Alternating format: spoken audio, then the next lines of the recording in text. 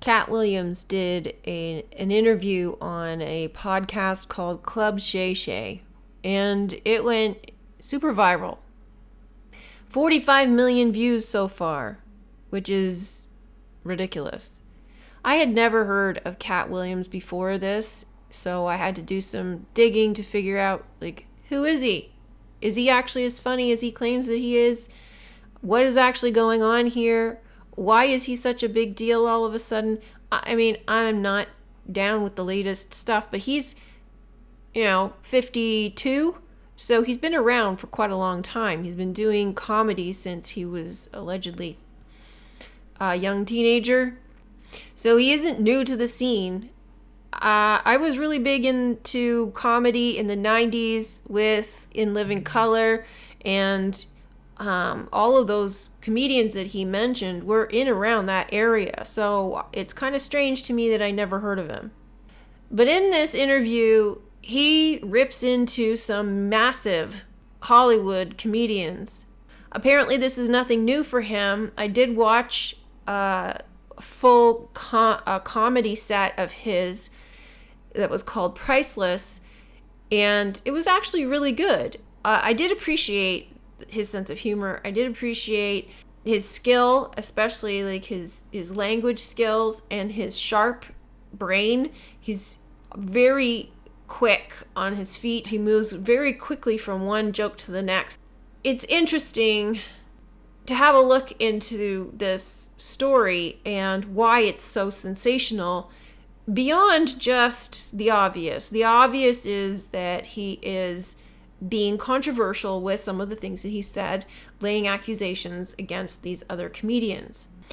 I'm going to talk a little about this, not just the interview itself, but the reaction to it and what I think is going on here. And, fundamentally, there's so much attention that's being given to this interview. 45 million views. And he doesn't really say anything too outrageous or anything like mind-blowing or anything that really hasn't been said before. It's not like it's really going to shock anybody. It's not shocking revelations. They're kind of petty accusations, surface level, with a few little bit weird insinuations. What I was going to get at is I think that there's a reason for putting this out there. There's multiple reasons. One being, this is a distraction from something else that's going on, and what that something else is, I don't know yet. Because even when something like this comes out, I think it's important to pay attention to it. Like the Tiffany Gomez material, I think it's important to pay attention to it. Like, why is she made such a big deal out of when she's relatively insignificant? I mean, why do we care about this person who said something on a plane, but it was blown out of proportion and suddenly she's a media sensation? And same with this guy. All of a sudden, he is a media sensation all over the internet, breaks the internet. Well, why? 45 million views for one video is astounding within 9 days. On one level, it's a distraction from something else that's going on. It's also causing massive division. It's pitting people against each other, not just on what was said, but on him himself. Is he a liar? Is he telling the truth? What is he telling the truth on? If he's lying about one thing, he's lying about everything. You can't trust him. So many opinions. And then there's the argument splitting people apart about him making claims that all these comedians stole his work or stole other people's work. And so now all of the internet is putting out examples and proof of all the comedians stealing other people's work. And there's even debates within those conversations as to whether or not it's actually stolen. Are these jokes similar enough to be qualifying as stolen? So more division, more argument, more controversy, more discussion, more attention. Everybody is drawing attention to this interview. Why? This video is made possible by the generous support of TrueLove.com members. If you like this content and would like to show your support, visit TrueLove.com/membership to become a member, where you'll be able to access additional content, interact with other members through the TrueLove.com app. You are free to cancel anytime.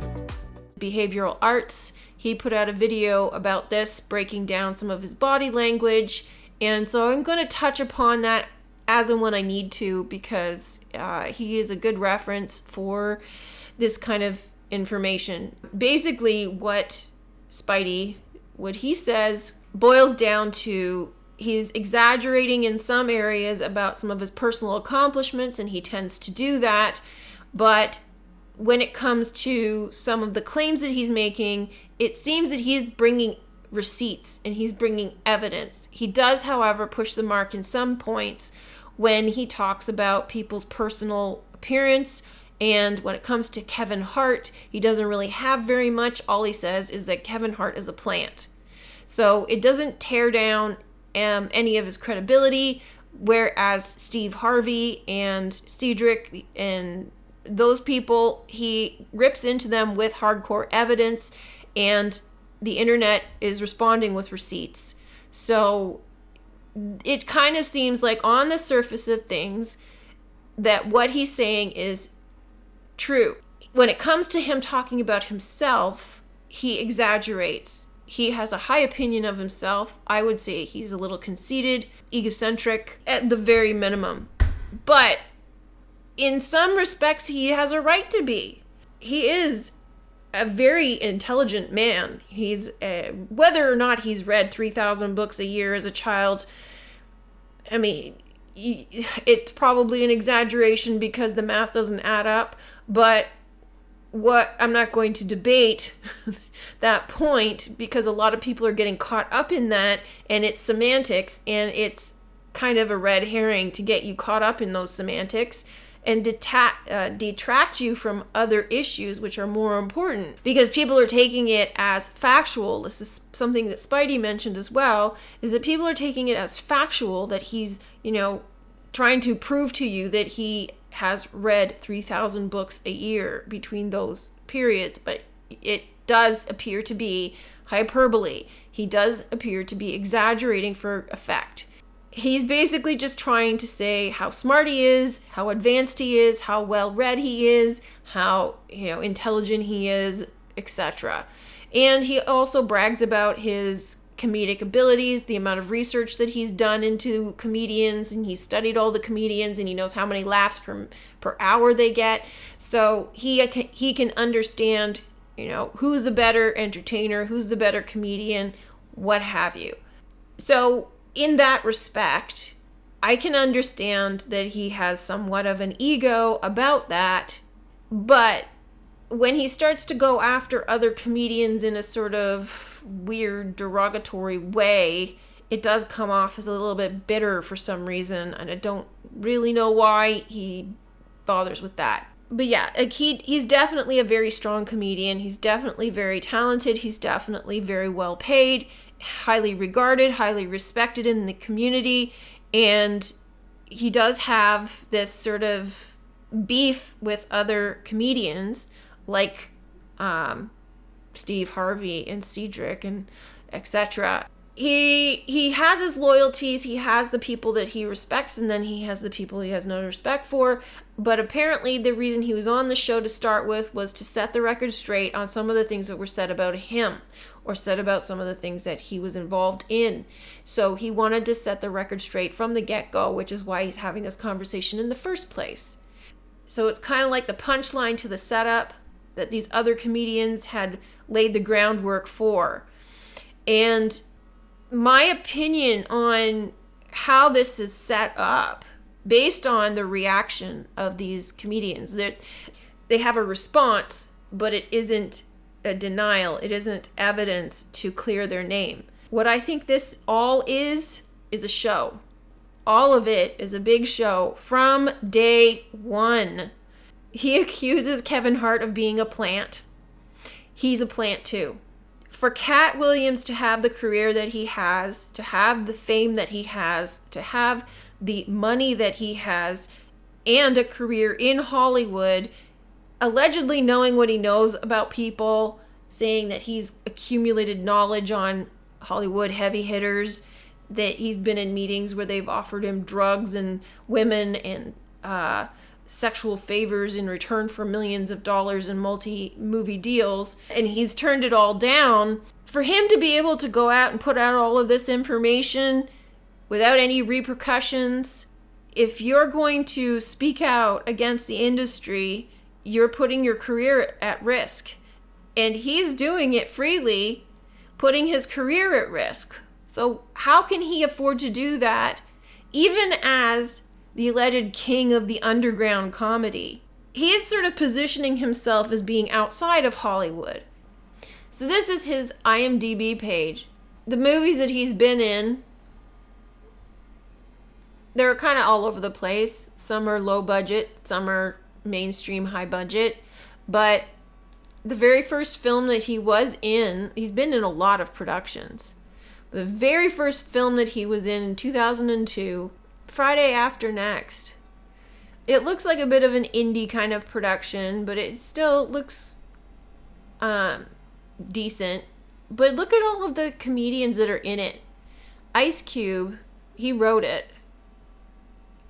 And then you got Mike Epps, DC Curry, Clifton Powell, Ricky Smiley, Terry Crews. There's some big people in here. And granted, they probably weren't that big at the time. Ice Cube was. Ice Cube was huge, but he was a rapper. He was known for being a rapper. Who was it produced by? Matt Alvarez, Douglas Curtis, Toby Emmerich. Toby Emmerich is pretty big, but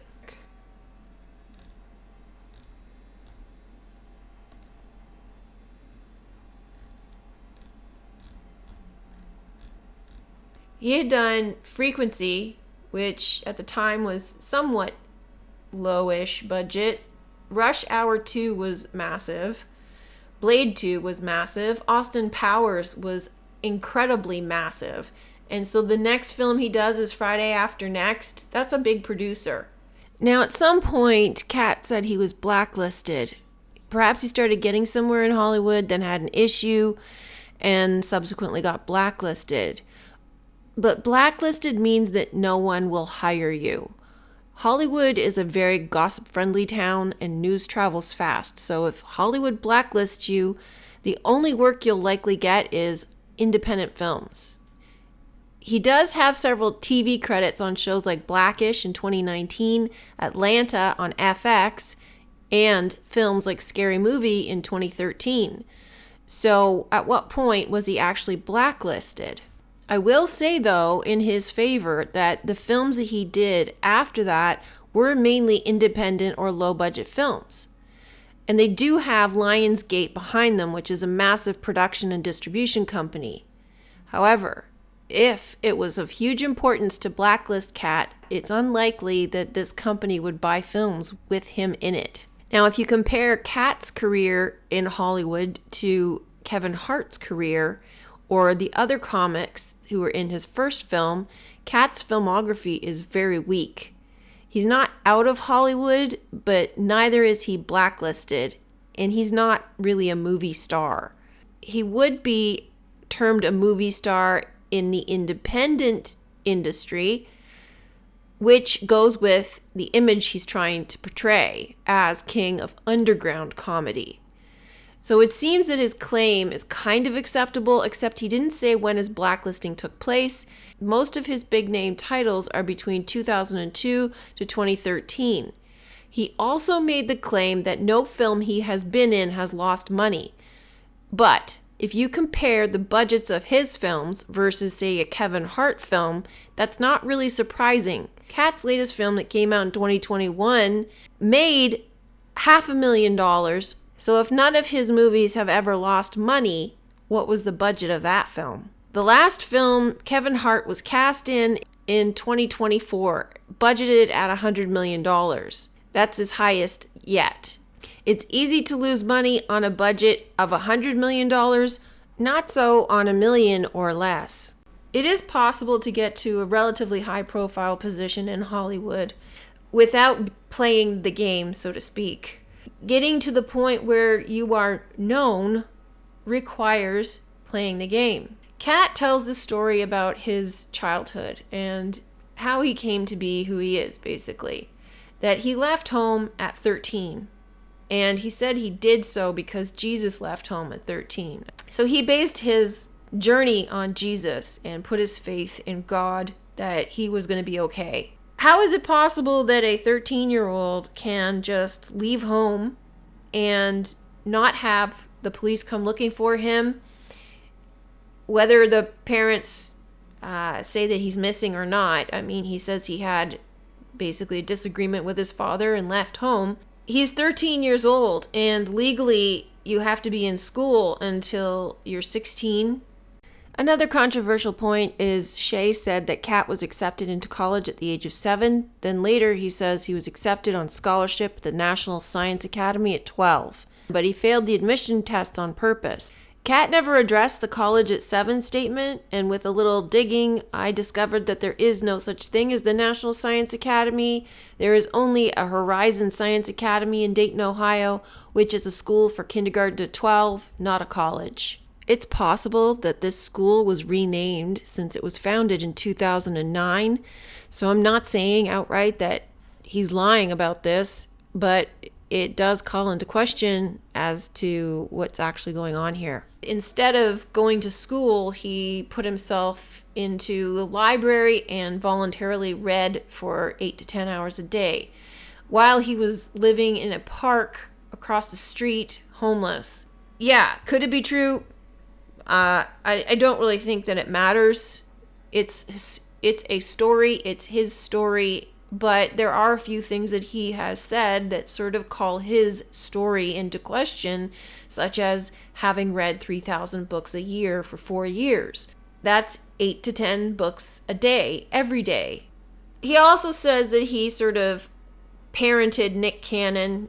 They would be backstage and he would be there in the kitchen with Nick Cannon because he was underage. What I find strange as well is how is it that these kids are going to comedy clubs without a parent present? Being, say, 14, as Nick Cannon apparently was, how is he allowed to be there without a parent? Because if he did have a parent, why would Katt feel that he was the parent to Nick Cannon? My point here is that Katt is a plant just as much as the others are a plant, and this whole story is concocted from day one. He makes the point that Kevin Hart is a plant because he showed up out of nowhere and he was suddenly given a TV show without having to do the comedy circuit. This, by default, makes Katt not a plant. By casting shade on Kevin Hart and saying that he's a plant because of these points, therefore, I can't possibly be a plant. Therefore, any other comedian who did the comedy circuit can't possibly be a plant either. He also says, what do you think a plant is? But he doesn't explain what a plant is. He expects you to know what a plant is.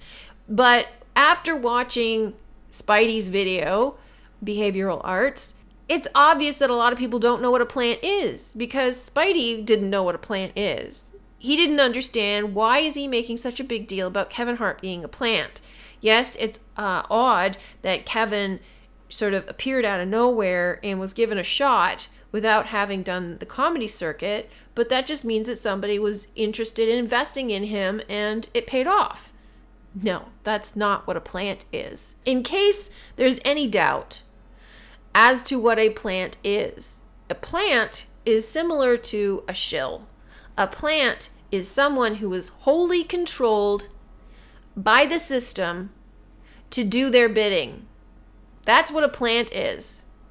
And all of these comedians are plants. All of these comedians are planted by the system to do their bidding. So why would they need plants?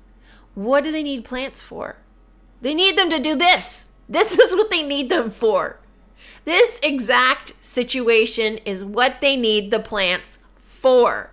To cause the drama, to pull your attention, to get you sucked into this story, to talk about it, to watch the videos, to share truths and put out all of the the comparisons and do all of the digging to feel like you are the one who's uncovering all of the truths about these comedians and going, oh my goodness, we've been duped. Oh my goodness, look at these liars. They're no talent hacks. They've been put on by the system. Bring them down. Pull them out of the system. Take them down. And praise Katt for putting out the truth. Praise Katt for exposing these liars. No, Katt's one of them. Okay, but Katt didn't succumb to the Illuminati stuff. He's exposing them. That doesn't make any sense. Well, it totally does make sense. Because he is planted as controlled opposition. Have you ever heard of controlled opposition? Such as, David Icke or any of those doctors during 2020, Rebel News people. Controlled opposition. They get these comedians so that they can have someone to expose Hollywood when the time is right, because that's part of the story. So they have a plant on the other side as controlled opposition who says the truth. And of course, it's a comedian, because you put those words in the mouths of a comedian, there's going to be debate as to whether he's telling the truth or not. They put out a 3-hour-long controversial video with Katt Williams being interviewed by this Shay Shay guy, who may as well have not even been there, talking about how messed up Hollywood is, how these so-called revered comedians in Hollywood are stealing material from everybody. Cheating, lying, stealing. They put out the controlled opposition so they have a mouthpiece to draw attention to the drama they want you to pay attention to. Then he gets into some of the rappers like Kanye West. Kanye West is supposed to be on his side. Kanye West was praised by all the conspiracy thinkers because he exposed Hollywood for being satanic. However, someone as big as Kanye West is in the system. So he's not exposing anybody. He's just the controlled opposition who is made to look crazy, putting out all the truth, so to speak, so that you wake up and you start to pay attention, because Kanye West is massive. Kanye West is so huge that if he says something, people pay attention. So Katt Williams was huge in the underground comedy world, not huge in the mainstream comedy world, but he's huge enough that a lot of people know who he is. So when he speaks and he says, I'm exposing Hollywood for what it is, and I'm not part of that because I'm over here. Well, what do you think over here is? Over here is still part of Hollywood. He's the one who's telling you that he is not part of Hollywood. And yet he also tells you, I'm going to Hollywood. I want to go be part of Hollywood. He says it multiple times. And he's talking about all the other comedians who say, I don't want to be a movie star. He wants to be a movie star. He is a movie star. He says there's no studio that has lost money on a movie that has me in it. He's a movie star. He's not as famous, but he's in movies. He's in Hollywood. Yet he tries to convince you that he's not in Hollywood. He tries to convince you that he's not like those other people by being the opposition, the voice of the opposition. But when the opposition speaks, they don't deny it. They don't argue with him. They don't try to take him down. They just sort of laugh. The reason that they respond this way is because they can't respond any other way. This is the way they're supposed to respond, because it keeps people in this gray area of did they or didn't they? Are they telling the truth or are they lying? What's the real truth? What's really going on here? So it keeps you debating, because they want the truth to come out, but they want you to find it, which is why all of these people are participating in digging up all of this footage. And granted, a lot of the people who are doing this are planted also. This is just like Johnny Depp and Amber Heard. It's just like Tiffany Gomez. It's all the same stuff. It's all a play. And they want you to participate in it because they want you to find the truth yourself. That's what's going on here. So yeah, like this TMZ interview, for example, I'm not going to play it because TMZ is, they have issues with people doing that. TMZ finds Kevin Hart and they ask him, like, how do you feel about your ex-wife going on the road with Katt Williams? And he says, I hope it goes really well. There wasn't any hint in his voice of any jealousy, bitterness, nothing. It was just genuine, hope it goes really well. Like, there's really nothing there. So TMZ starts discussing it so that you discuss it. You know, they want to keep the conversation going. So there's all of these YouTubers and internet people, TikTokers, what have you. They're all going to bring it up so that it's in the consciousness. So that even people who've never heard of Katt Williams like me will have heard of Katt Williams and have heard of this interview and will know what was going on. Just like the Johnny Depp trial, just like the Tiffany Gomez stuff. They want you to know, which furthers my point that they are here to wake us up. And they're really pushing hard because they want you to wake up. They want you to know. So they're pushing this into mainstream consciousness. And TMZ sets up the debate for you. Oh, he really sounds like a plant. And they joke about it and they laugh about it. Well, why would they say that? They're mocking it, but they're simultaneously bringing it up. If you had never heard of the Katt Williams thing, you would think, well, what are they talking about that Kevin Hart is a plant? Why are they saying that? And then they will go and watch the interview and they will hear him say that he's a plant. And I was like, well, what does that mean? I don't understand. So then they start to research what it means to be a plant. Why is he a plant in Hollywood? And then they hear all the other stuff Katt Williams says. So it's bait, basically. It's bait to get you to dig deeper. Because they want you to know what a plant is.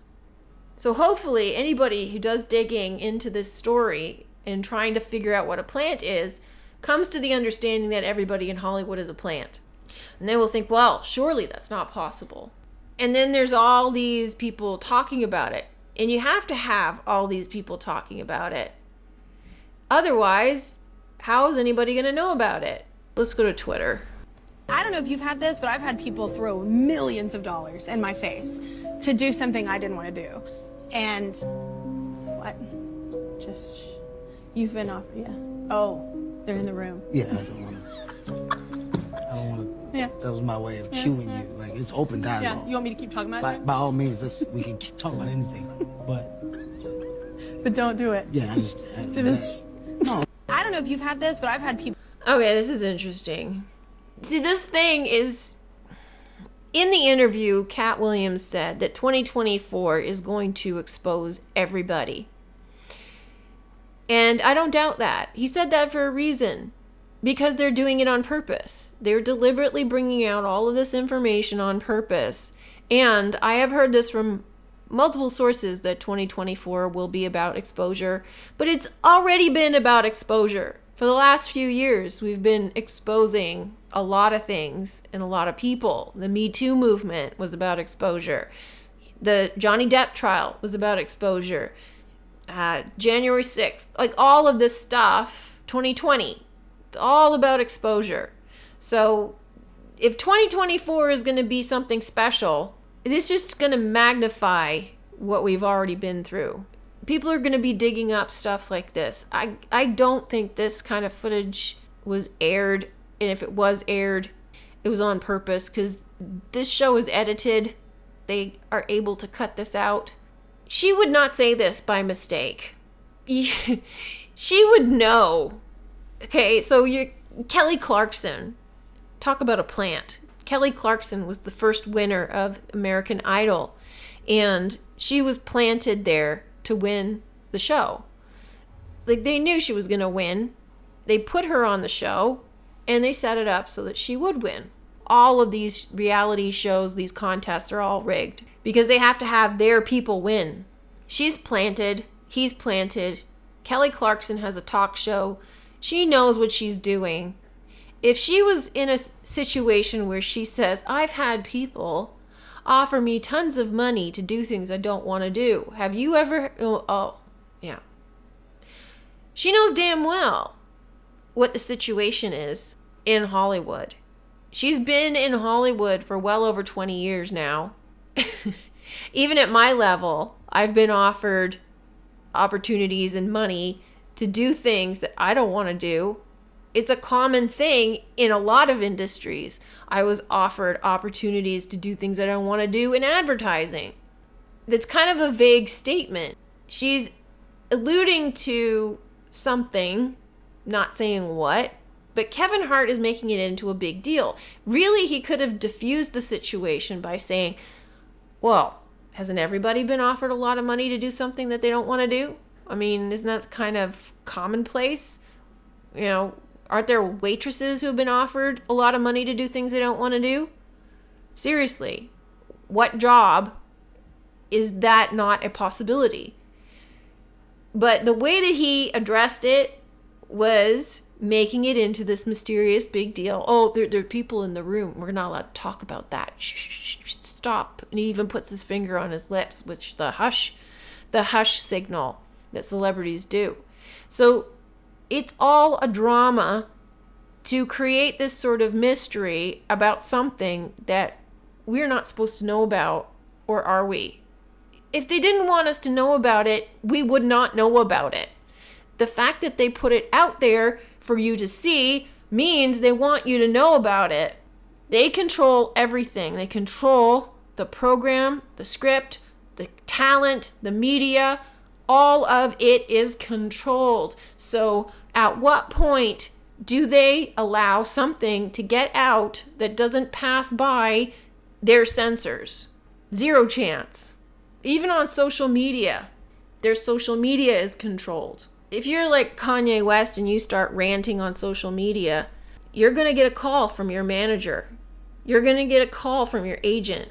You're going to get a call from all the business people you're associated with to say, hey, what the hell are you doing, man? You're trashing your career. Stop it. If this is legitimate, if you're just a normal person. But if you're controlled and you start going off on one, you're going to have a knock at the door and they're going to say, hey, you better knock it off. What are you doing? This wasn't approved. You can't go saying stuff like that. But it isn't going to be threatening because we're dealing with people who are all connected, people who are all in the same families. They all know what they're doing. They all know who they are. It isn't anything nefarious or evil. It's just a story. They're spinning a yarn. They're making a story to create the illusion that this is what's going on in Hollywood. The reason these other comedians are not responding in the way that we would like them to respond is because they have to create the illusion. The illusion is that there's this Illuminati group and that they have to do these, nasty things like wear a dress and some of the other behaviors that he doesn't want people to do. Yes, they will do certain things like make male actors, especially comedians, wear a dress on television or movies or what have you. And it does fit into the agenda and it does create this story. But is it the story that they are telling us it is, or is it something else? So a lot of the conspiracy people will say, well, it's this evil Illuminati group and you have to be part of the club in order to participate. Okay, well, who's telling you about the club? They are. Why would they tell you about the club? Oh, well, it's one of their rules. It's their rules that they have to tell you the truth and they put the truth in plain sight. No, it's not. They're telling you the truth because they want you to know the truth so that you wake up. And it's an illusion. It's just a story. So, yeah, they might put Kevin Hart in a dress in a movie and he might say, oh, it was my idea, but really initially he didn't want to do it. Because they don't get put on at that level unless they're willing to do the agenda stuff. But what you have to remember is that they're all part of the show. They're all part of the 13 families and related. So the reason that they have this illusion of the so-called Illuminati and the story of the satanic stuff that nobodies have to do in order to have a bigger career is because it keeps those real people out of the so-called club. But there really is no club. It's a family. So no regular person is ever going to get into this club that doesn't even exist because it's a family. You can't get in unless you're related. So they're not actually going to participate in any of these rituals or the things that they're trying to buy them to do. It's an illusion.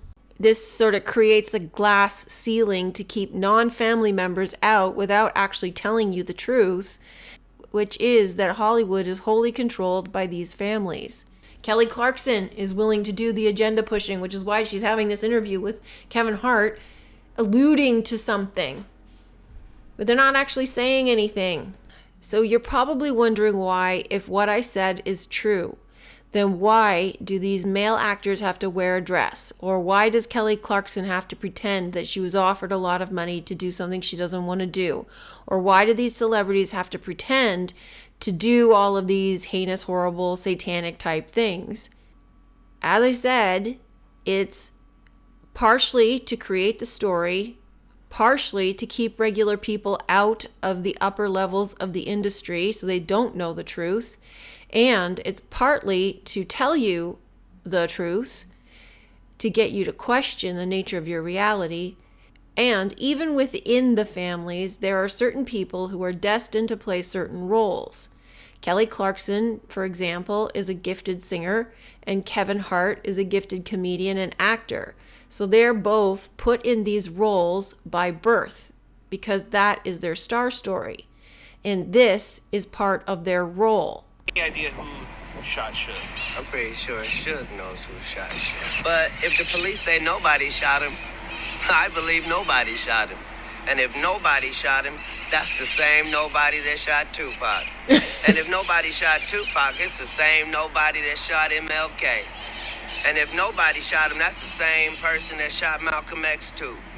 It's a lot of nobodies out there, and nobody minds if nobody comes up missing, right? That don't bother nobody, does it? He addresses kind of the fake news without actually calling it fake. It's more to do with the police from his angle. He goes after the police quite a bit, and he says that the police are on something different. And what he means by that is that they play by another set of rules. So one of the jokes that Katt had in his Priceless set was along the same lines. He brought up the Boston Marathon and the reporting that went along with it, where they knew where the guy was, but they were on this wild goose chase, and the media at the same time was saying, well, he's in this boat. See, he's right here. He's in this boat. And then the police find him, and then they shoot him up, and then they say, he got in a gunfight or whatever they said. He made fun of the media saying, why are you showing me one thing and telling me another? I can see with my own two eyes what's actually going on here. But he doesn't actually get to the point by saying that the whole thing is a tragedy, if you know what I mean. So he's telling the truth to a point. If he was legitimately telling the truth, like the real truth, he would be digging a little deeper. But his job is only to get you to start your own research, to get you questioning, to get you looking, to get you scrutinizing what you're paying attention to. Because he can't do the job for you. He will point you in the right direction, but then you have to take it further. He's a very good actor. A lot of these comedians are. I think Kevin Hart is a very good actor. I don't know about Steve Harvey and the other guy. I don't really pay much attention to them. They just seem to yell. Yeah, so they, wearing the dress, they call a humiliation ritual, and a lot of these comedians have been made to wear dresses. I mean, I find it offensive. Personally, I think that it's the reason that they do it is to show you the inversion. And a lot of people do find it funny to see a man in a dress, but I find it demeaning to women. Some of these men actually look better as women, and we know why. One thing I don't like about Katt is he's swearing, and I find it contradictory to his belief in God. There's other comedians who have told the truth who have become quite famous for it. They are also plants, but people don't want to believe it. They like the fact that these comedians tell the truth, and they tell it with a sense of humor, but they don't want to believe that they are planted. They are, all of them. Yeah, so George Carlin, Richard Pryor, Dave Chappelle, Bill Hicks. If these people were legitimately exposing Hollywood, they would not have a big platform to do it. It's one thing if you are an independent nobody and you go around on the minor circuit, like Yuck Yucks or open mic night or amateur night, or even you can get to a slightly elevated level because you're really good, then yeah, you can tell the truth all you want and not have an issue. It's once you start getting represented as a professional comedian and booking jobs where you're on television and you are, getting sponsored advertisements, Netflix deals, movie deals, Hollywood calls, any of that. When any of that comes into play, if you're going to speak out against the hand that feeds you, then it has to be controlled. Why on earth would you think that somebody's going to pay you to speak out against them unless they agree to it? It doesn't make any sense. They're not going to bring you on as a client. They're not going to get sponsors, advertisers, unless you're doing it because they want you to. Like Ricky Gervais. Ricky Gervais is another comedian who tells the truth, and he hosts the Golden Globe Awards. How much more endorsement can you get? And he has Netflix deals for which he just won an Emmy, which goes against the woke agenda. So if the agenda is this woke agenda, why would they be giving an award to a comedian who lays into exactly the agenda that they're trying to push forward? Unless it served their own agenda, which it does. Same with like the Jordan Petersons of the world, Matt Walsh, like that whole crew. They serve to deliver the message to the other side. So while we have this woke agenda going on, you need somebody to counter it. You have to control both sides, because you can't have somebody coming up filling that need, because there is a need for it, especially when you're going out way left. If you're going way out in left field and you're polarizing the argument and you're trying to get people to follow you in one direction, you need to service the other direction, because what they're doing is they're trying to polarize the argument to extremes so that eventually it ends up in the same place, which is to wake you up. I've not been funded. They pay you to not talk about things they don't want you to talk about. They tell you that themselves. He says, I've not been funded. He can argue he's not been funded. Not been funded by who? Like, he puts on quite big comic shows. So to say he's not been funded, what does that actually mean? Is he lying, or is he telling the truth, but in a roundabout kind of way? Then he says, they pay you to not talk about things they don't want you to talk about. Basically, he's saying that they silence you, but they also pay you to talk about things that they do want you to talk about. So he doesn't say that. All of this can be semantics. He could be lying.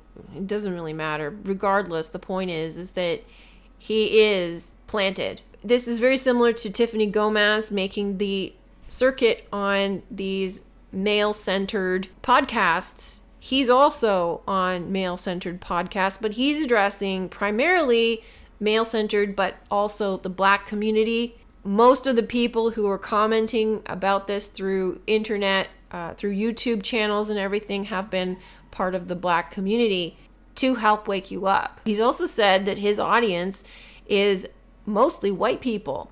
So he not only addresses the Black people, but he also addresses the white people. So he's a really prime candidate to help break through to both white and Black communities in terms of the comedy field. It's just interesting to me that they used him as kind of the underdog versus Kanye West, who is massive and no underdog. Kanye West is far from an underdog. But both of them identify themselves with Jesus. Both of them identify as being somewhat of a rebel. And they both distance themselves from Hollywood. The difference is people are trying to paint Katt Williams as having alcohol issues, which he says he doesn't. He says he's a connoisseur. Or having drug issues, which he doesn't. He says he only smokes weed. I mean, he doesn't seem intoxicated throughout the course of this interview. So if he can polish off half a bottle by himself in a 3-hour session without appearing intoxicated, that to me says that he can drink a lot. Doesn't make him an alcoholic though, but he has a high tolerance.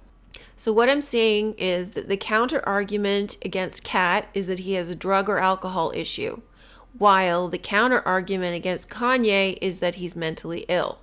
So there's always something that will cast doubt on the people who are telling the truth. There's always going to be reason for you to doubt either side. First of all, to create division, keep you questioning, keep you in doubt, to be a gatekeeper, just like the shills. The shills operate exactly the same way. And by shills, I mean the shills are gatekeepers within the truth community. These people operate exactly the same way. This discussion is very interesting. I'm interested to see where it goes, where it leads, what comes out as a result of it, and what happens after this. Because if this is the start of 2024 and it's all about exposure, telling the truth, bringing these sorts of things to light, especially with regards to Hollywood, and the reason that Hollywood is such a big target is because that's where all the stars are, you know, the people that you know. It's easy to expose those people because most people are aware of who these people are. Most people have a fondness for some of these people. They're very attached to them. You know, like the comments about Katt and the adoration that people have for him. He's a genius. He's so smart. He's so talented. I could listen to him for hours. So much praise. People are highly attached to their celebrities. So if their celebrities start to get taken down, some people are going to get very upset. But then you come on the other side and you get through the conspiracy think and you get through that kind of mindset and you realize, oh, it's just a show. Gotcha. It's all just a show. One of the things that has been coming up in my experience in the last little while is a synchronicity for the word Katt. And that's partly why I looked into this Katt Williams event. I kept seeing the word Katt.